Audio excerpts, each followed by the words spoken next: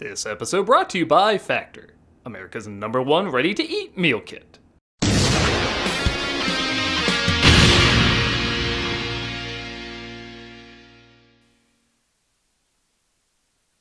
Hello, I'm the Nostalgia Critic. I remembered so you don't have to. I reviewed the Bakshi and Jackson Lord of the Rings after doing it old versus new. Batman Dark Knight after doing it old versus new. So I don't know, let's do another Warner Brothers flick.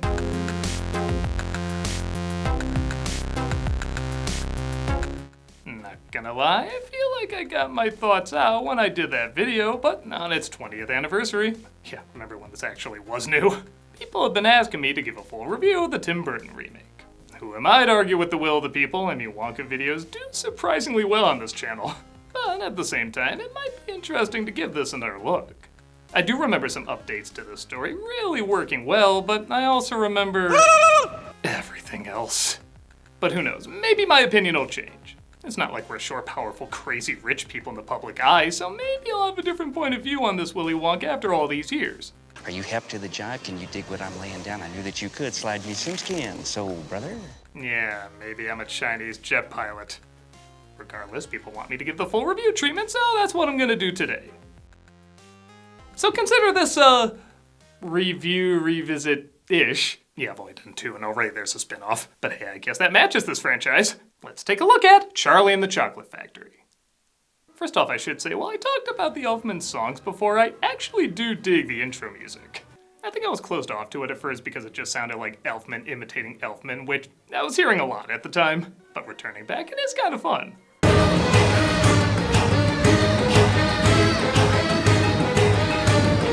I especially like this moment where it sounds like Alvin the Chipmunk's getting jerked off. That was a good scene to delete from the squirrel room. Our narrator introduces us to Charlie Bucket, played by Freddie Highmore. He was not faster or stronger or more clever than other children. He was kinda dumb, like thinking Cheerios were donut seeds, that sort of thing. So I will say most of the scenes before they go into the chocolate factory I actually do kinda get into. It's not just the look of it, though everything is wonderfully exaggerated. I mean, it looks like God literally farted on the Bucket's house. But the story really is told in its own way that sucks me in rather than have me constantly compare it to the original. Every actor plays the role different, but it doesn't feel like it's done just to be different. They form personalities I'd like to watch even if I didn't see the original. It's my candy bar, and I'll do what I want with it. Well, most of them.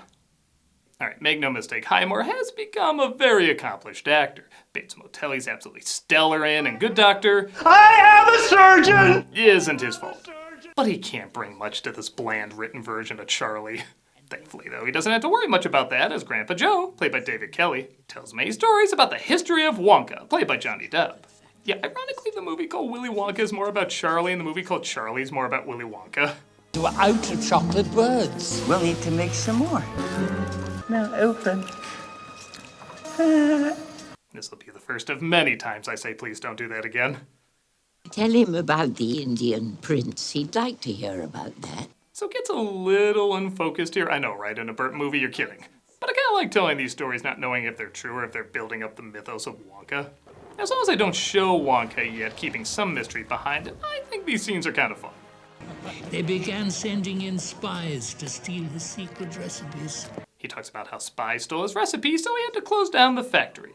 One day, the factory was back in business. Did you get your job back? No.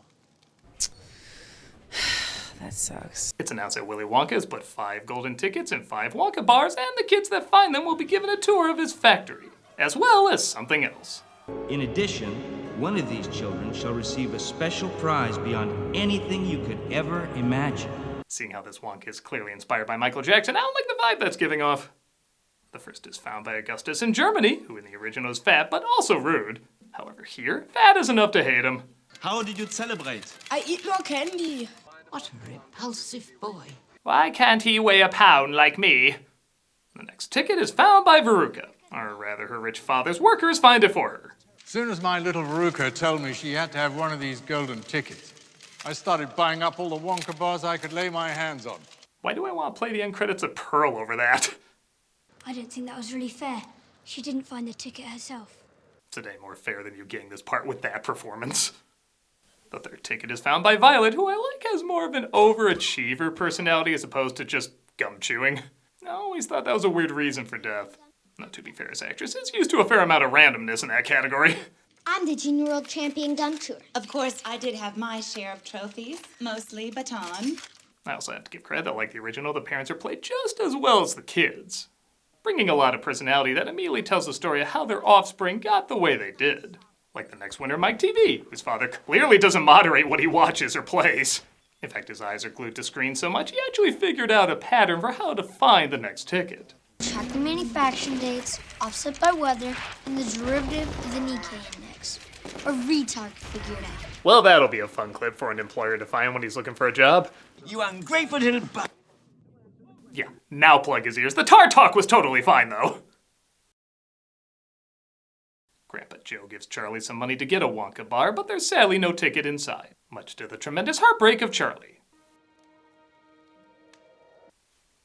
React! It doesn't get better when he hears the final ticket was found. Did you see that some kid in Russia found the last golden ticket? Yes, it was in the paper this morning. Well, they're clearly gay, so it must be true. Yeah, some of these choices are very random. Charlie finds some money and buys a Wonka bar, just as he discovers not only that the other ticket was fake, but the one in his hand is very real. You found Wonka's last golden ticket! I definitely like dragging the fake out in the original more, as you feel real heartbreak, though granted, Charlie would actually have to feel something in order for that to work. What look did he even have here? Like, was that font quiet enough so nobody would notice? He shows the ticket to Grandpa Joe, causing that faker to jump out of bed. And honestly, this is all so much faster than the original, it is kind of funny. Here. Read this aloud. The lucky finder of this golden ticket from Mr. Willy Wonka. I usually hate rushed remakes, but there's such an odd energy around all this that it does weirdly suck me into it a bit. I mean, is nobody gonna react to Grandpa Joe standing after all these years? I'm just waiting for him to say, Monsieur has been walked! We need the money more than we need the chocolate. Charlie says he wants to sell the ticket, though, as they were offering hundreds at the store. A noble addition, and I like the most cynical of the relatives is the one that says this is more important than money. There's plenty of money out there, but this ticket, there's only 5 of them in the whole world. And that's all there's ever going to be. Granted, we were saving up for Ritalin to control those emotional outbursts you have.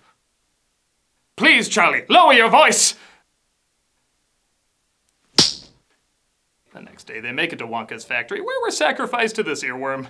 Willy Wonka, the amazing chocolatier. Willy Wonka, Willy Wonka. If any of those were slappy, I would find Goosebumps scary.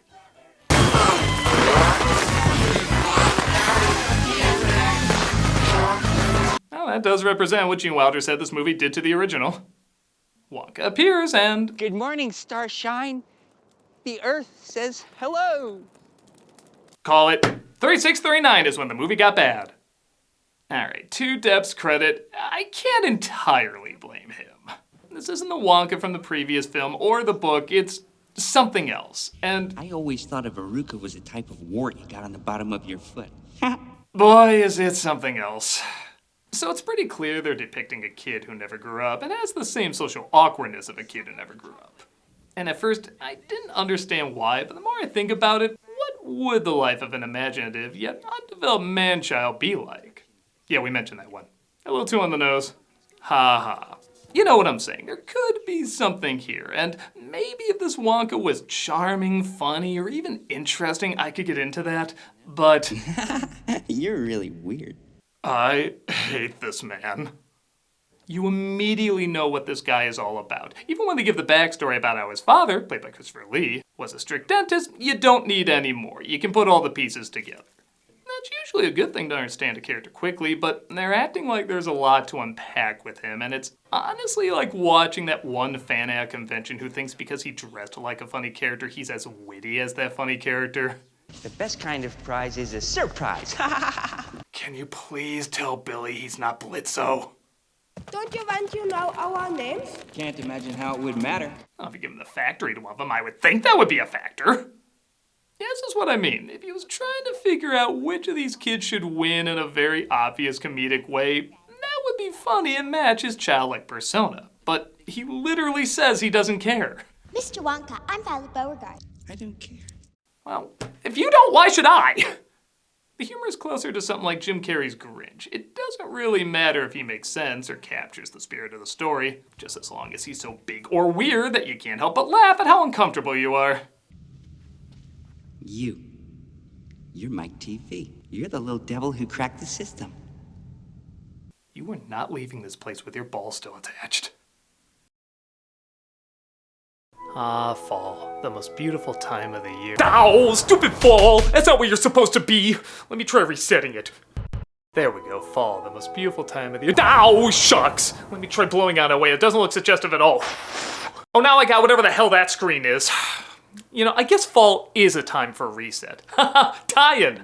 Between back to school, busier routines, and shorter days, finding time to cook can be tough. But guess what, person who hopefully remembers game systems used to be like what I'm parodying? There's Factor. Their chef-prepared, dietitian-approved meals make it easy to stay on track and enjoy something comforting and delicious, no matter how hectic the season gets. Oh, wait, that's a good thing. There's more variety and more meals. Choose from a wider selection of weekly meal options, including premium seafood choices like salmon and shrimp at no extra cost. You can support your wellness goals, enjoy even more GLP-1 friendly meals and new Mediterranean diet options, packed with protein and good-for-you fats. You can also savor global flavors. For the first time, try Asian-inspired meals with bold flavors influenced by China, Thailand, and more. Or you can eat the idea that we're supposed to get 2 weeks of nice weather in Chicago around fall time, but we don't because fall, you know what? From more choices to better nutrition, that's why 97% of customers say that Factor helped them live a healthier life. Feel the difference no matter your routine.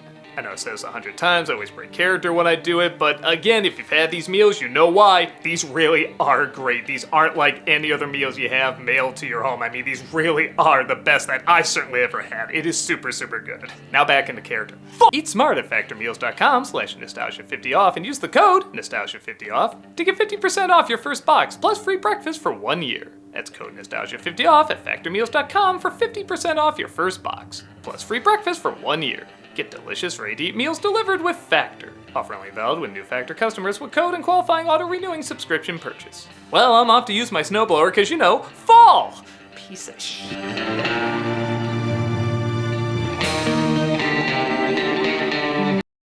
Wonka takes him to the chocolate room of wonder and more awkward acting. Try some of my grass. You clearly already did. Everything in this room is eatable. Even I'm eatable. I'll pass. We're introduced to the Oompa Loompas, played by Deep Roy, who I've mentioned before. I like a lot in this role, but I'm sorry, if you asked me which one's an Oompa Loompa, it's always gonna be the carrot balloons over here. Oh, also for some reason, Wonka says what a lot. Sure is toasty in here. What? It's beautiful. What? There's no such place. What? Does your bob hair clog up your hearing? What's a joke? I'll admit I never needed to see Oompa Land, but we're gonna do a remake, we might as well. However, come on, it's gotta be weirder than this. This just looks like Ewoks in Apocalypse Now, which just speaking that into existence sounds a lot more interesting. Give me a place where the unknown from the Wonka experience could live. They are such wonderful workers. Grandpa Joe seems pretty indifferent to his job being replaced by the snail guy from Neverending Story. His factory is scrumdiddlyumptious, but 401k is dumb diddly broke.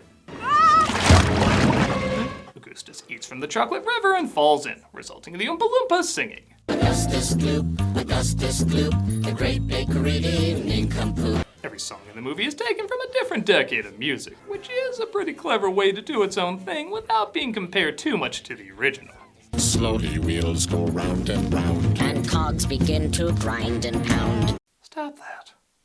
Why would Augustus's name already be in the Oompa Loompa song? Unless they Improvisation is a parlor trick. Anyone can do it. Chewing gum is really gross. Chewing gum I hate the most.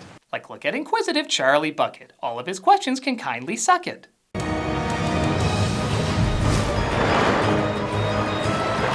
They give a much friendlier version of the tunnel scene, now with less chicken decapitation. Though I would be okay with Nibbles the Mouse still quoting that poem. But fear not, there's still some disturbing imagery. Whipped cream. Precisely, huh? PETA called it torture, but the pun was worth it. He takes him to the inventing room where he shows him the everlasting gobstopper, which to the film's credit does actually look like a gobstopper. You can suck on it all year, and it'll never get any smaller. That's too low even for me to pick. Violet steals a piece of chewing gum, but wouldn't you know it, it turns her into a Macy's Day Parade Smurfette float. It's one of the few times the CG effects are better than practical effects, as it really looks like she's filling up with blueberry juice as opposed to just a blue light being shined on her face and being put in an inflatable sumo suit. Also, it's just as nightmarish as the original. I've tried it on like 20 Oompa Loompas, and each one ended up as a blueberry. But don't worry, 5 made it out okay, and I made use of what was left of the others. They roll her to the juicing room. What are they gonna do to her there? They're gonna squeeze her. So when does Dan Schneider come out as a ghostwriter? And they make their way to the next room where I get the only scene from Wonka that makes me laugh. I myself am in the nut business. Are you using the Havermax 4000 That was pretty great. to do your sorting? Squirrels are used to crack open the nuts. Burton said he did this because he was afraid of squirrels, but I think it was done to make this dumb joke. Don't touch that squirrel's nuts! Because if you're gonna steal, steal from the best. The squirrels fight back and toss Veruca down the garbage chute. I've just been informed that the incinerator's broken, so there should be about 3 weeks of rotten garbage to break their fall. Then when it stinks so bad it's unbearable, we release it and make millions. They use the Wonkavator to see the rest of the factory, and these rooms raise so many questions, it is kind of hilarious. This is the Puppet Hospital and Burn Center. I'd rather not talk about this one. And they end up in the testing room. Why can't I send a real bar of chocolate through the television all ready to be eaten? And yes, this is one of the few things that is a lot better in the remake. Sending a candy bar through TV is a lot cooler than this exercise in money burning. With that said, I hope you like that one time in the original he told Mike TV to speak clearly. How do you make them? I'm a trifle deaf in this ear. Speak a little louder next time. Because it is the only joke he uses on him the whole film. You really shouldn't mumble, because I can't understand a word you're saying. Once again, you really shouldn't mumble, because it's kind of starting to bum me out. Mumbler! Seriously, I cannot understand a single word you're saying. Even Family Guy would be like, you know, you might want to mix it up there. Naturally, Mike TV wants to travel via television and ends up getting shrunken down inside. Let's go put him in the taffy puller. Taffy puller? Hey, that was my idea. Your wordplay is Bugs Bunny if he was drunk and depressed. Charlie's the only one left, and he's told that he wins the factory. The other kids make it out alive, which yes, is in the original book, but it is funny that dark and grim Tim Burton has the more child-friendly ending. However, when Charlie asks if he can bring his family with, Wonka says no. Chocolatier has to run free and solo. He has to follow his dreams. Gosh darn the consequences. Like when everyone on set declared I was killing an icon and confusing the masses, but I just told them pudding packets. I don't know. I don't need to make sense. I just gotta be weird. Then I'm not going. Charlie refuses his offer and Wonka goes home depressed, causing the quality of the chocolate to go down as well. Pity about that chocolate fellow. It says here in the papers his new candies aren't selling very well. He also has a funny haircut. I do not. That was him? Charlie says family is more important, and Wonka would know that if he reconciled with his father, who literally moved his entire office to the middle of nowhere. All right, that's pretty funny. Do you have an appointment?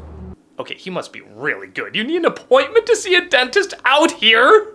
I haven't seen bicuspids like these since... It looks like his father has been watching him for years, despite not recognizing him when he walked in. And they make amends pretty damn fast. All these years, and you haven't flossed. Not once. For a guy who moved his business to a Looney Tunes short, I kind of assumed that would take more convincing. This warms Wonka's heart, and he finally decides to let Charlie move his household into the factory. Literally. You smell like peanuts. What the hell does she say? I love peanuts. Oh. Would surprise you at this point if she said the other thing. And one thing was absolutely certain. Life had never been sweeter. No, but the story certainly has.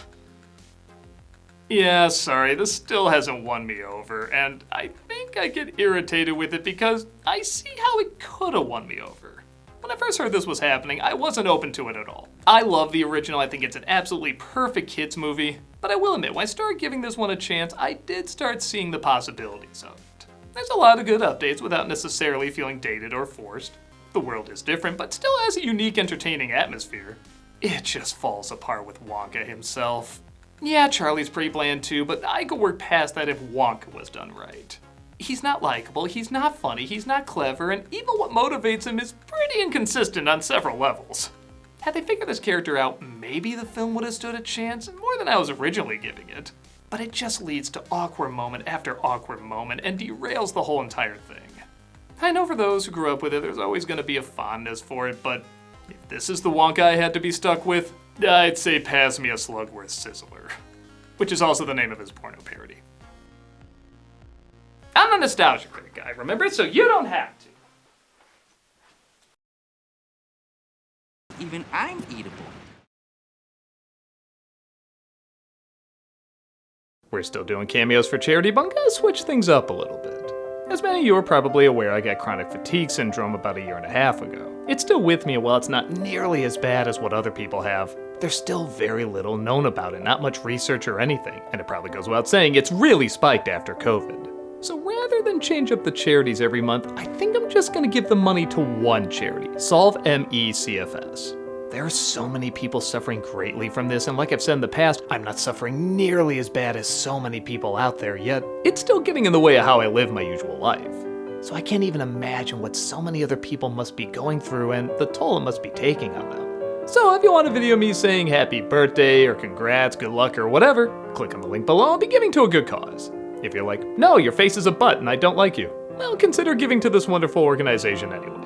Like I said, there's a lot of people suffering from this and we don't really know the reason why, so maybe we can all come together and help them help many more.